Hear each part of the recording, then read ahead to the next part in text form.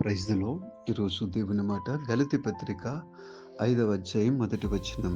ఈ స్వతంత్ర్యము అనుగ్రహించి క్రీస్తు మనలను స్వతంత్రులుగా చేసి ఉన్నాడు. కాబట్టి మీరు స్థిరముగా నిలిచి మరల దాస్యమును కాడి క్రింద చిక్కుకొనుకుడి. ప్రభునందు ప్రియులారా, పౌలు గారు చక్కని మాటలు వివరిస్తూ ఉన్నారు.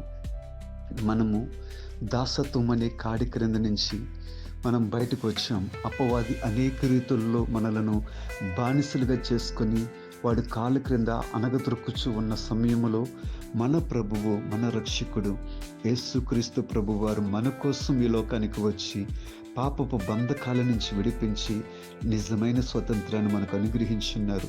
భారతదేశానికి స్వతంత్రం వచ్చిన అనేక పోరాటాలు ఇంకా ఉన్నాయి, కానీ క్రీస్తులో సంపూర్ణమైన స్వతంత్రత మనకు దొరుకుతూ ఉంది.